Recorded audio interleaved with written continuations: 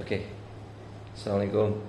Hari ini saya nak share tentang jutawan. Jutawan. Ramai yang nak jadi jutawan. So bila sebut jutawan je, orang akan fikir tentang duit, kan? Right. Tapi untuk saya belajar.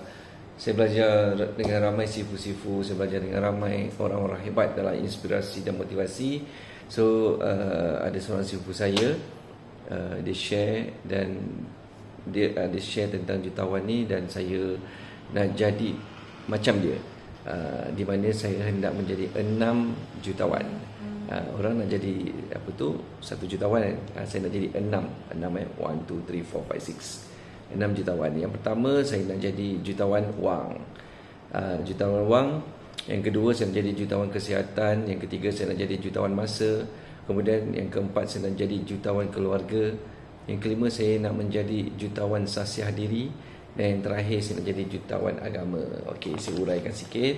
Kalau jadi macam jutawan wang ni, jutawan wang maknanya kita nak ada, tak salah kita nak dream kan, kita ada impian, kita ada apa tu, satu angan-angan yang sangat besar kan. Sebab memang Allah bagi kita peluang kan, Allah bagi peluang, bagi akal otak berfikir kita untuk jadi seorang manusia yang hebat. So gunakan sebaiknya supaya kita utilize kita punya quality dan capability.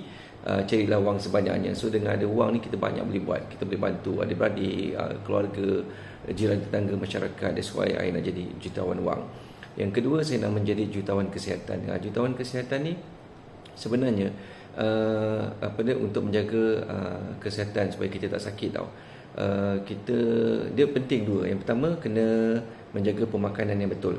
Itu penting. Yang kedua adalah sentiasa membuat senaman. Macam saya memang kurang minum air yang bergula. Di rumah pakai air minuman Kowe. Kowe is the best. Alright. Jadi macam senaman, saya selalu aktiviti hiking. Sekarang dah kembali aktif dan saya akan kembali berjogging, pergi gym. Penting lah sebab since umur pun semakin meningkat. So BMI kesihatan tu kena jaga. Alright, itu yang kedua jutawan kesihatan. Jutawan yang ketiga saya nak jadi jutawan masa. Jutawan masa ni begini, saya nak jadi jutawan yang macam jutawan, dia bekerja daripada subuh sampai ke dia nak tidur. Maknanya 14 jam, 16 jam dia sentiasa dengan jutawan. Dia sentiasa bekerja. Sorry, ada gangguan. Dia jutawan akan bekerja lebih daripada office hour. Tetapi jutawan masa yang saya maksudkan adalah saya menjadi seorang jutawan kewangan, tetapi saya bekerja macam orang office hour macam biasa, 9 to 5. Orang 9 to 5 mungkin gaji you 2,000, ada yang 3,000, ada 5,000, ada 10,000, right? Tetapi saya 9 to 5, gaji saya 100,000, 200,000, 300,000. So itu sasaran saya, jutawan masa.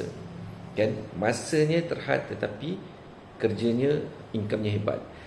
Yang keempat adalah menjadi jutawan keluarga. Jutawan keluarga sebenarnya saya nak menjadi seorang suami yang bagus kepada isteri dan bagus kepada anak-anak.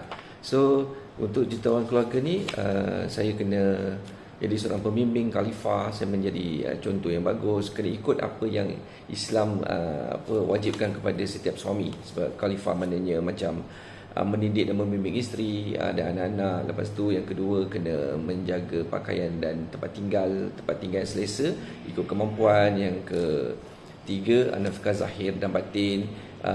Zahir ni jangan salah faham, zahir tak semestinya you kena bagi kewangan.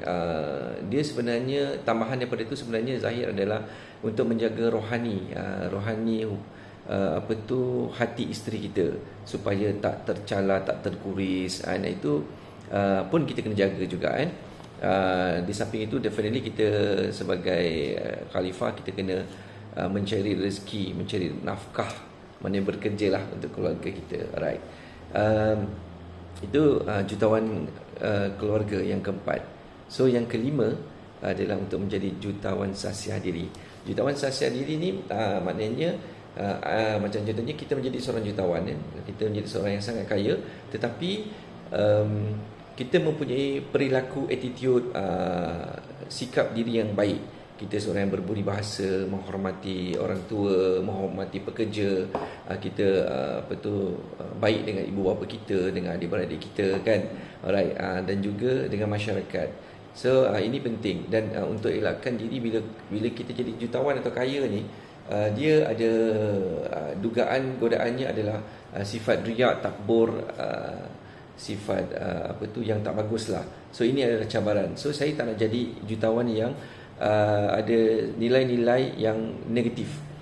So jutawan sasiah diri adalah mempunyai kepribadian yang boleh dicontohi, seperti Nabi Muhammad sallallahu alaihi wasallam kan, Nabi kita kan.